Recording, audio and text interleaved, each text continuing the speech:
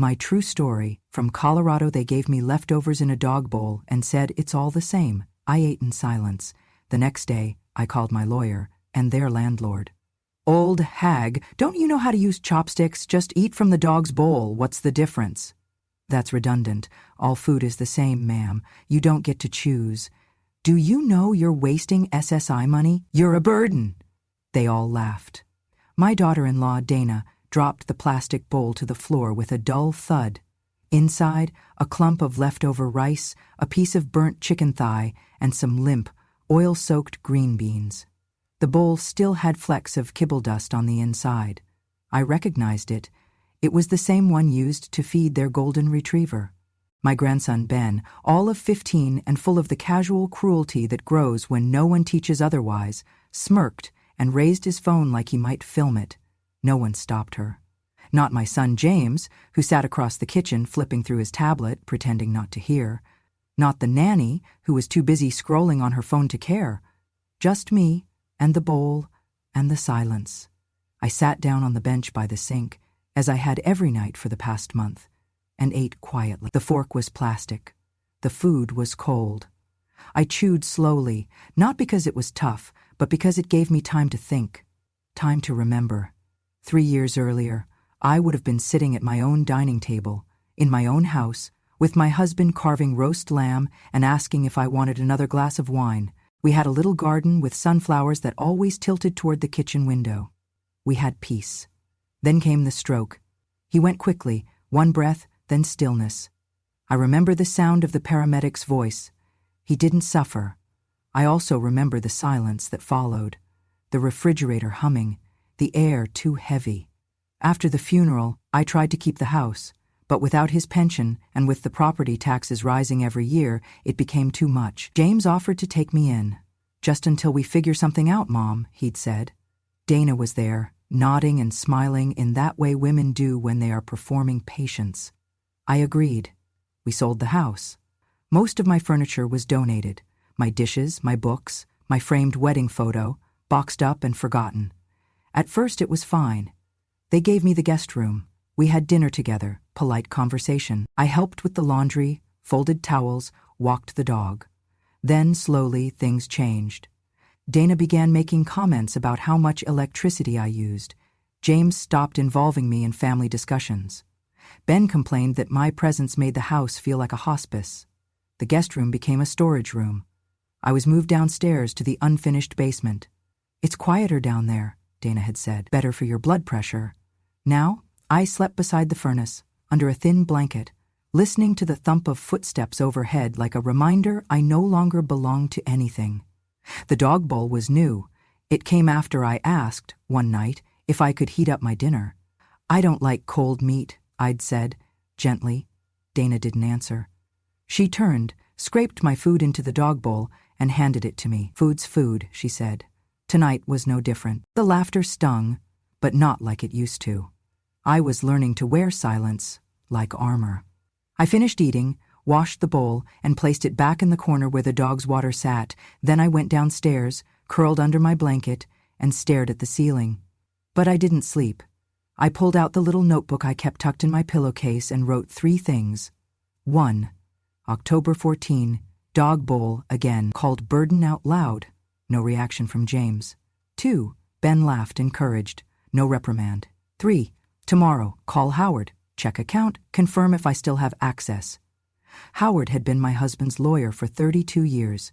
He knew everything about the trust, the investments, the quiet accounts we never told James about. I had not spoken to him in over a year, but I would now.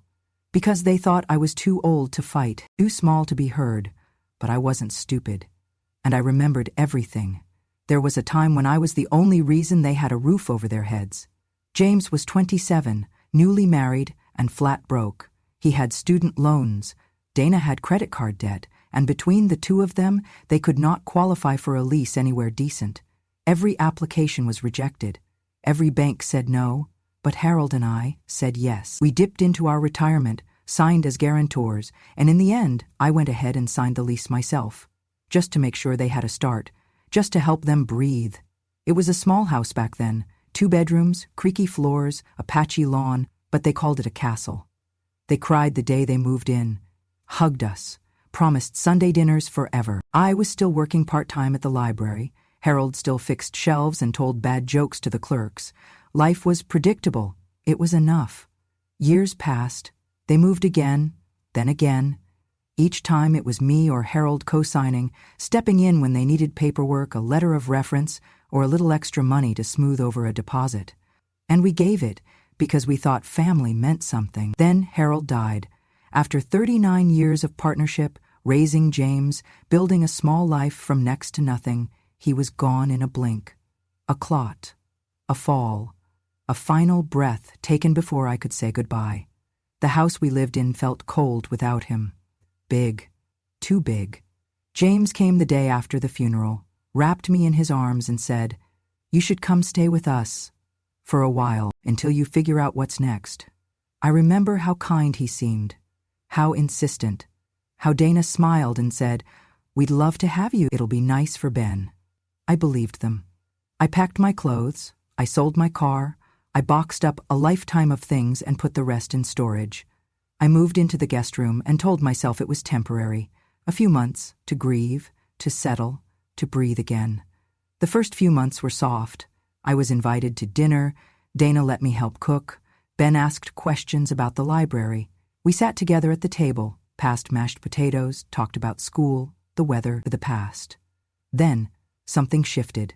Little things at first. Dana bought scented candles and said they bothered her allergies, so she asked me not to use my favorite lotion. She moved my rocking chair to the garage for space. Ben started sighing when I walked into a room. James got quieter. Then came the isolation. One morning, I woke up to find the guest room filled with boxes, Christmas decorations, old clothes. "Just for a few days," Dana said, "while we reorganize." But the boxes never left. My things were pushed to the basement.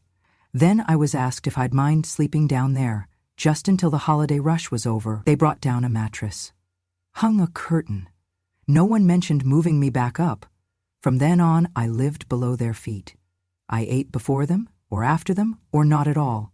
When guests came over, I was told to rest downstairs because there wasn't enough seating. My presence became an inconvenience. My voice, an interruption. They called it practicality. But I knew better. They wanted me small, invisible, silent. And I was for a time. But what they forgot was this. I had once built homes from nothing. I had negotiated leases, paid mortgages, survived loss, raised a boy into a man. I wasn't just an old woman in a basement. I was the reason their name was ever on a mailbox, and I still remembered every document I ever signed, including the very first lease James and Dana ever lived under, with my name on it as a guarantor with full legal standing. I was not helpless. I was just waiting. They never hit me. No bruises, no broken bones. Nothing that would land them in jail or show up on an ER report. But that does not mean I was not hurt. Some wounds do not bleed. Some abuse slides under the skin like poison, slow, invisible, and devastating. It began with the fridge. One day I reached for the orange juice and found a padlock on the refrigerator door. Dana stood behind me, arms crossed. "We're on a strict grocery budget," she said. "You snack too much at night. This is just for portion control." She handed me a mini cooler. Inside was a single sandwich, a small apple, and a bottle of water. I nodded and said thank you. The next week, I went to use the upstairs bathroom, the only one with a bathtub, only to find the doorknob gone. Just a hole where the handle used to be, sealed with duct tape and a note. "Do not use. Leaks. Waiting for plumber." But there was no leak. I heard Dana laughing on the phone that night. "She's got a toilet in the basement. She doesn't need a second one. Old people think they own the place." I stopped asking for the tub. I stopped asking for anything. Ben began to mock me openly.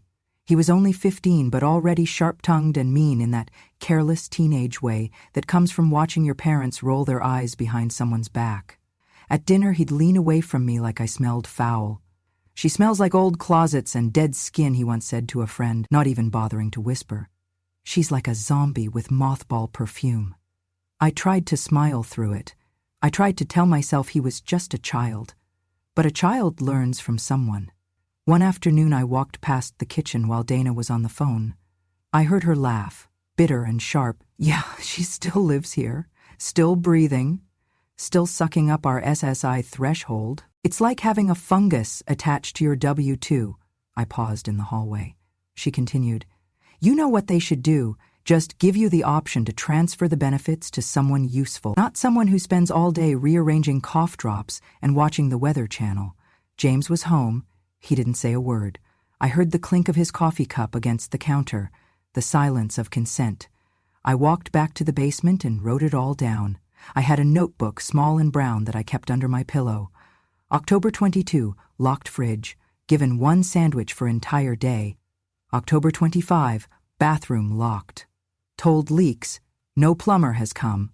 October 27, Ben called me zombie with mothball smell. October 30th, overheard, fungus on W-2, transfer benefits, old closets. James said nothing.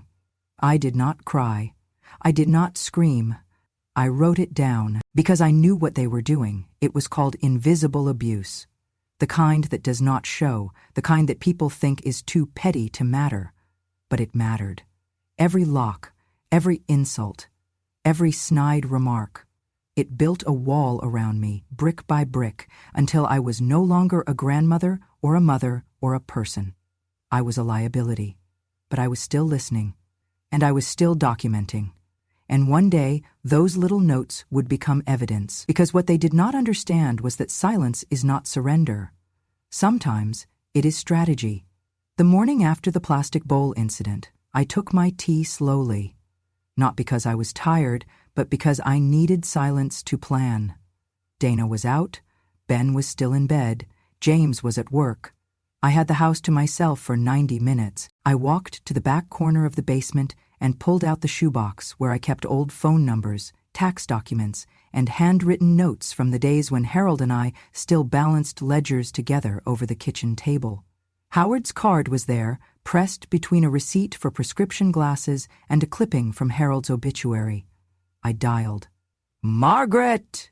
came the voice, gravelly but sharp. Been a while. Howard Feinstein, 83 years old, retired but not disconnected. He had been Harold's attorney, financial advisor, and poker buddy for 30 years. I told him what had happened. I told him everything. He didn't gasp. He didn't pity me. He listened like a man who had seen this before. "I'm going to look into your accounts," he said. "No moves yet, just eyes open." 3 days later he called back. "Margaret," he said, "do you remember the Vanguard account Harold opened in 1998, the one you both signed?" I did. It was meant for our twilight years, just in case money, the kind you forget about so you don't touch it. "It's still active," he said, "and you're still listed as a 30% co-owner. James has been drawing from it." I froze.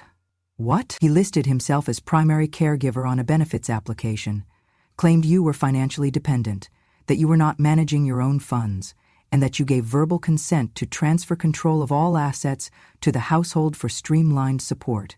He paused. "Margaret, it's fraud. Federal. And I've seen this story play out before. They call it help until they're holding the deed to your life." My heart beat loud in my ears. He continued, "Do you want me to begin collecting the records?" I said yes. The next day, I began documenting everything. I photographed the plastic bowl next to the real dishes, the grease stains, the label still reading Buddy's Treats on the underside. I hid a small voice recorder under the couch cushion. I caught Dana saying, "She should be grateful we even feed her. I swear to God, the next time she whines about cold food, I'm putting a leash on her." Later, I recorded Ben telling a friend, "We get extra housing credit because of her. It's like having a tax break that complains." I uploaded it all to a secure folder Howard sent me, and I waited. Each day I smiled politely. I ate what they gave me. I nodded and said thank you.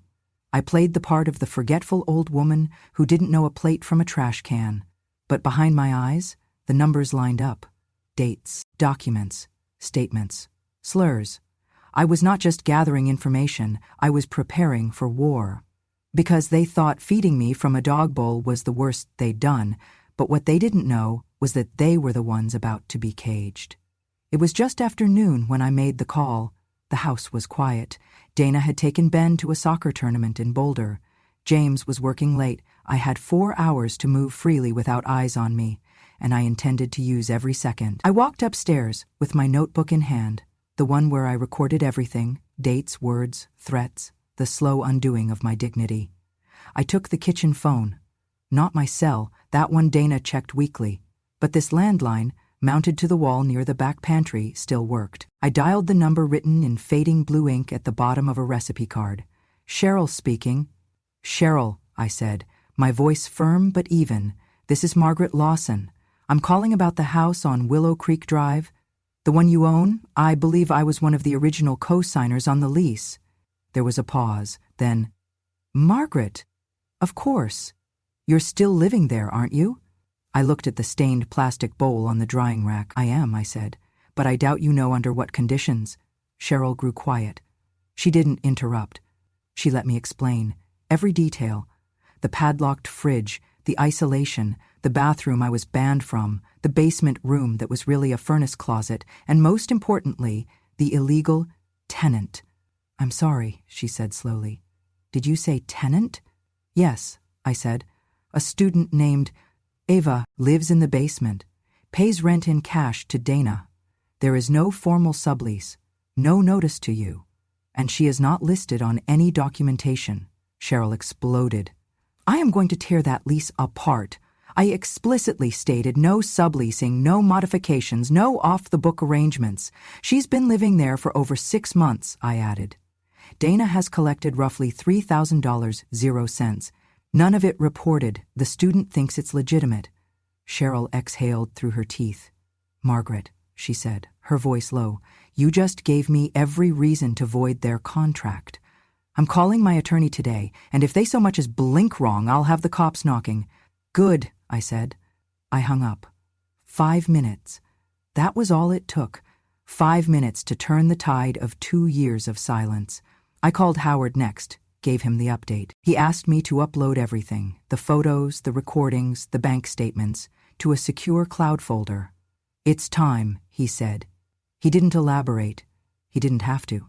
That evening, I slipped the flash drive with my backups into a plain manila envelope, sealed it, and walked to the post office. Addressed it to the Colorado Department of Human Services, Elder Protection Division. I paid extra for certified delivery. That night, Dana came home, beaming about Ben's soccer win. She tossed me a plate of leftovers and told me to heat them when the microwave's free. I nodded. And waited. 3 days later, Cheryl showed up at the front door, with a clipboard and a sheriff's deputy. I wasn't there to see the first confrontation. I watched through the basement window, but I saw Dana's face collapse in real time. Cheryl pointed. The deputy nodded. Dana gestured wildly. James came out halfway through, shirt untucked, trying to defuse, but it was too late. They were served. Notice of lease termination, 72 hours to respond, immediate review for sublease violation. The next morning, Howard called. "They've opened an investigation," he said. "Your case is now with the state ombudsman. You'll be contacted shortly for an interview. Also, Margaret, the department received your documentation. They've flagged James and Dana for fraudulent reporting on a federal housing and caregiver assistance application." My hands trembled. "Does that mean they'll be charged?" "Not yet," he said. "But they'll be audited, and if the numbers don't match, they could be looking at serious consequences." Later that week, Ava came downstairs. She had a backpack slung over one shoulder, eyes wide with confusion. I heard everything," she said. She had been told by Dana that I was a great aunt from out of state with dementia, that I stayed in the basement voluntarily to avoid confusion, that I liked the quiet. She believed them. "I'm so sorry," she whispered. "I didn't know." I waved her in, offered her tea. She sat across from me at the small table, staring at the walls as if seeing them for the first time. "You were locked in down here?" she asked. I nodded. 2 years. Her eyes filled with tears. "They told me you wandered, that you didn't like light." I looked at her, this young woman who had unknowingly paid rent to my abuser, lived above my head while I was called a fungus, fed like a stray animal. And I forgave her, because she had the decency to feel shame. We sat in silence, broken only by the kettle. Then I handed her the notebook. the one I'd been writing in since the first insult, since the first plate of cold food. She flipped through a few pages. "Are you going to press charges?" she asked. I smiled. "Dear," I said, "I already have." The masks came off fast. It began with a knock at the door, sharp, deliberate, unmistakable. Dana opened it with her usual dramatic flair, only to freeze mid-sentence when she saw two federal agents standing on the porch. One flashed a badge, the other held a clipboard. "Mrs. Lawson?" he asked. "That's me," she said, blinking. "We're here regarding a federal inquiry into benefits fraud related to your household's caregiver status and housing claims. We'll need to see all financial records for the past 2 years." James came down the stairs half-dressed, his face pale. Ben hovered in the hallway, mouth hanging open. No one spoke. I watched from the staircase, no longer in hiding, no longer invisible. The agents moved in with professional calm, taking note of the layout, asking for bank statements, tax filings, lease agreements. Dana stammered something about misunderstanding and technical errors.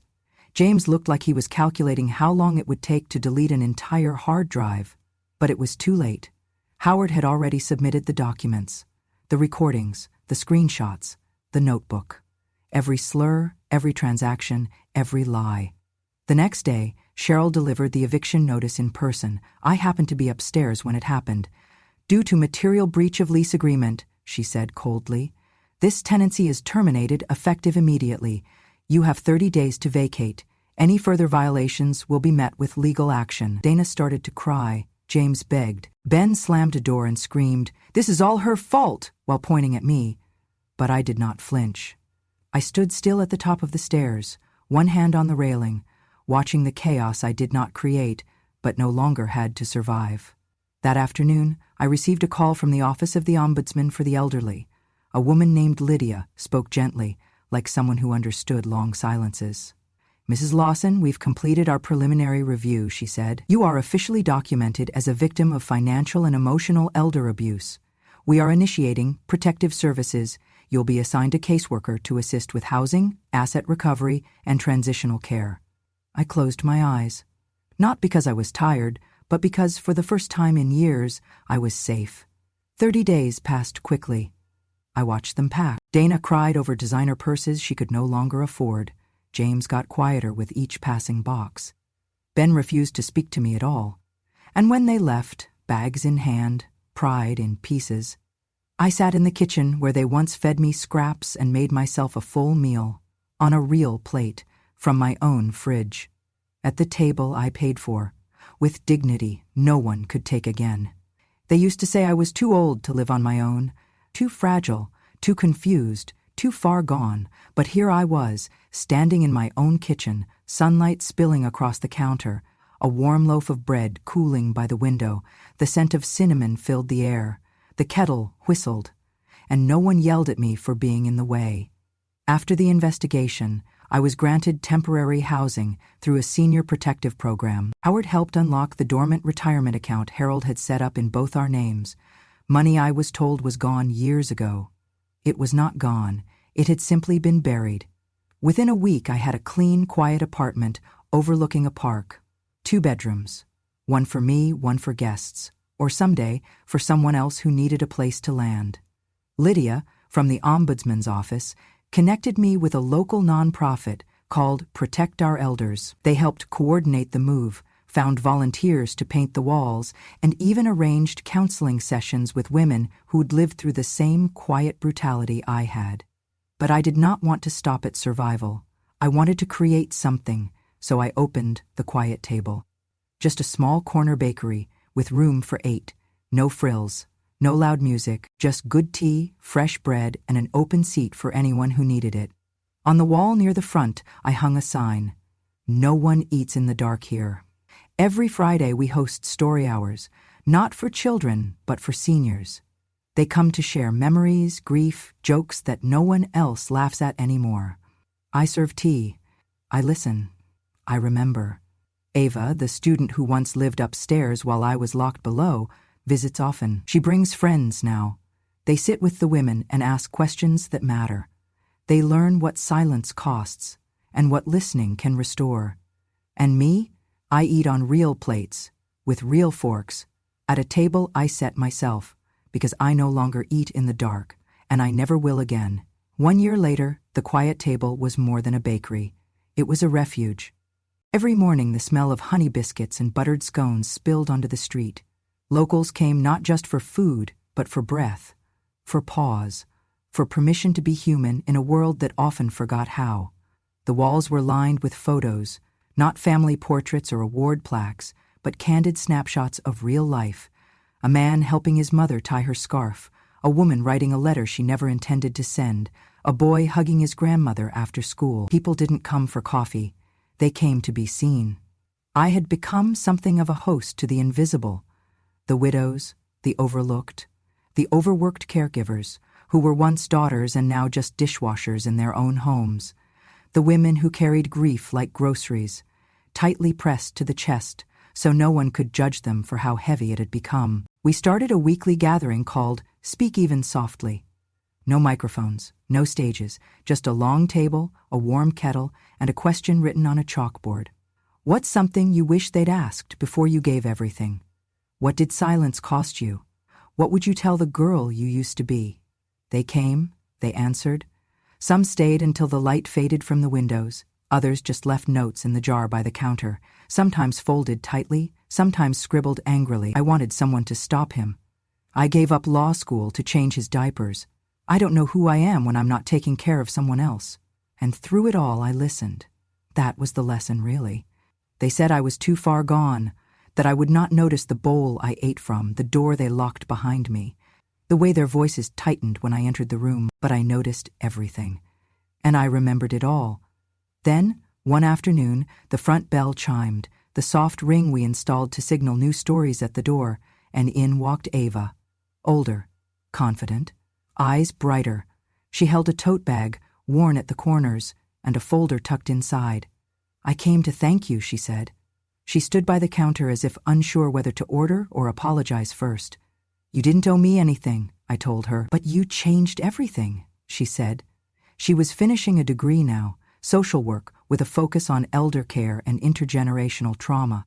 She wanted to start a resource hub for students with unstable housing, the kind of thing she wished she'd had back when she lived in a stranger's basement, unaware that a woman was being imprisoned behind the furnace. I want to work here, she said, even just part-time, just to learn from you. I didn't answer right away. I poured her tea. Honey mint, Harold's favorite. She sipped. She smiled. And I saw in her the beginning of something that had taken me a lifetime to build. Of course, I said. You'll start next Monday. She became our best listener. She memorized the regulars' drinks. She read their body language like Braille. And when someone cried she didn't offer tissues, she sat beside them until they breathed again. At the end of each shift, we would sit together near the window. She would ask questions. I would share what I knew. Not wisdom exactly, just memory. Just proof that even the ones they call too far gone can become the ones who show the way forward. One afternoon, she brought in a box. Inside were 3 thick binders and a handful of printed flyers. I'm starting the project, she said. The one I dreamed of. It's called The Second Room. It's going to be a center for students who have nowhere safe to sleep, nowhere to land when family isn't family. She paused. You know what it's named after, don't you? I did. That second room, the one I was locked into, the one they said was enough for me, the furnace closet that became my cage. It became her reminder. No one should live in a second room, she said. Not unless they choose it. I wept that day. And not because I was proud, though I was, but because I saw it clearly, that pain had not broken us. It had carved space for something new. One evening, Ava handed me a card. Inside was a quote in her own handwriting. They said I wouldn't notice, but I noticed everything, and now so does the world. I keep it framed above the register. Next to it hangs a copy of the original lease I once signed, the one they thought I'd forgotten. Below that, a single spoon rests in a shadow box, the one from the bowl they fed me with, now polished and useless, a quiet reminder that even the ugliest tools can become artifacts of justice. We never saw Dana or James again. Last I heard, they'd moved to another state. Their credit shot. their record marred by audits and investigations they could not erase. Ben had dropped out of school, apparently blamed his failures on family drama. But I didn't chase the ending. I let the story rest, because I was building a better one. On the first anniversary of the Quiet Table, Ava surprised me. She and the women from Speak Even Softly gathered to unveil a new installation at the back of the bakery, a bookshelf filled with blank journals, each with a small label inside that read, "For the stories no one let you tell. Customers can take them freely, or fill them and return them, or burn them if that's what it takes." Healing looks different for everyone, but it begins with being allowed to speak. And me? I still bake. I still serve. I still sit at the window and sip tea while watching the morning unfold. But most of all, I still listen. Because silence is no longer my prison, it's my promise. That no one else will be fed in the dark. That no one else will believe they are too far gone, because now they know better. Now, so does the world. The first snow of December came early that year, thick, soft, and quiet, like a forgiveness the sky had been holding in. I watched it from the window of the Quiet Table, my fingers wrapped around a mug Ava had gifted me. It said, "World's Toughest Soft-Spoken." That winter marked 2 full years since I left the basement behind. 2 years since I ate out of a plastic bowl meant for a dog. 2 years since I stopped being erased and started being remembered. But now, something else was beginning. Ava was getting married. He was a gentle man named Joel, a carpenter kind with his words, with hands that had never once pointed in blame. They met through her housing project, volunteering to install doors for women's shelters that had never had locks before. Their love was quiet and grounded, the kind that looked like folding laundry and showing up on time. He asked for my blessing one afternoon over peach cobbler. "She doesn't need permission," he said, "but I'd like your trust." He had it. The wedding was held in our back courtyard, the same place where Speak Even Softly had started. The tables were draped in linen, the chairs mismatched, each donated by someone who had found a second beginning here. And when Ava walked down the aisle in a dark green dress, her hair pinned back with tiny paper cranes, I wept for all the women who never got this day, and all the ones Ava now carried with her.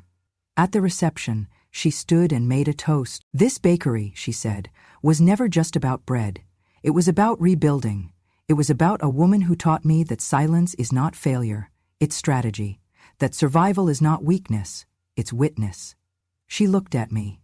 Everything I am is because she noticed what the world tried to hide. I looked down. My hands trembled.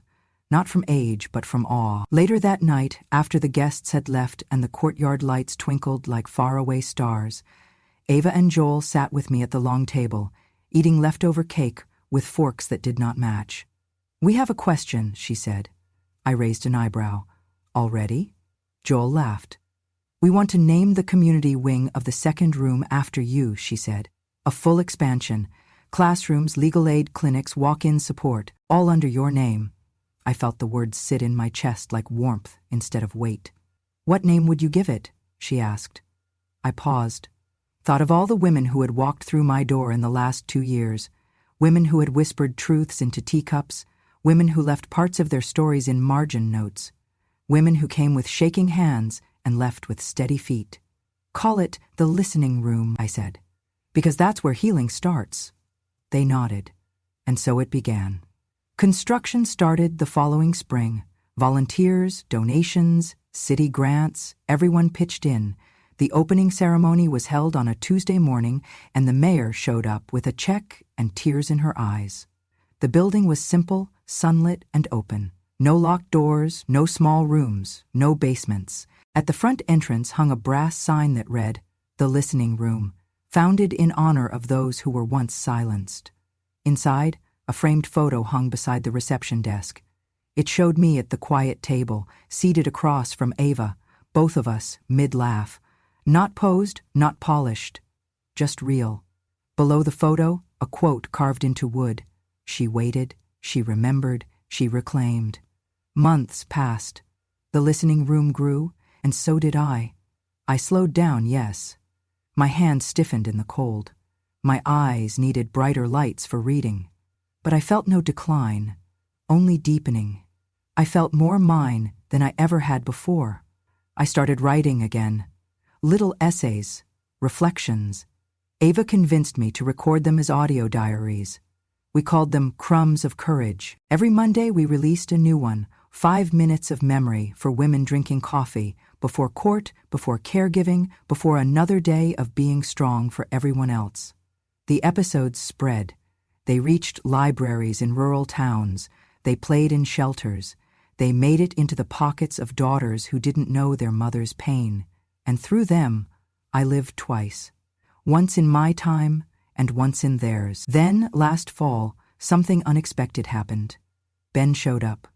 The boy who once called me a zombie, who laughed when I was fed from the floor, who watched me disappear and never said a word. He was taller now, thinner, eyes tired. He came into the bakery at closing time, hat in hand, words stumbling. "I heard about the place," he said. "I didn't know how much I didn't know." He told me he'd left home at 19, tried to escape the weight of our silence. He'd worked jobs, drifted, got clean, got help. "I don't want anything," he said. "I just wanted to say I'm sorry." I looked at him for a long time. "I forgive you," I said, "because someone once forgave me before I deserved it." He cried, quietly, the way broken boys do when they finally see the wreckage they walked through barefoot. I made him tea. He visits now. Not often, but enough. He volunteers at the listening room sometimes. He takes notes at Speak Even Softly. He doesn't pretend to be better than who he was, but he shows up, and sometimes that's enough. As for me, I still bake. I still teach. I still keep a seat at the back table open in case someone walks in and needs it. I tell people now, legacy isn't what you leave behind. It's what you reclaim after they try to bury you. It's what you rebuild when they call you useless. It's what grows when you water the parts of yourself they said were already dead. And me? I've bloomed. Not out of spite, out of silence and survival and sweetness, like cinnamon in the air after snowfall. Because I was never too far gone, I just hadn't arrived yet. Thank you for listening to my story. Maybe you know someone like me, someone quiet, someone overlooked, someone who didn't fight back because they were too tired or too kind. But let me tell you this, silence is not surrender, it's patience. And when the world forgets who you are, you remind them, not by shouting, but by surviving long enough to speak the truth on your terms. If this story stayed with you, if it stirred something in your chest, anger, hope, understanding, then don't keep it to yourself. Subscribe to Grandma True Stories, where the quietest women finally speak. Because revenge has no expiration date, and wisdom doesn't shout. It remembers.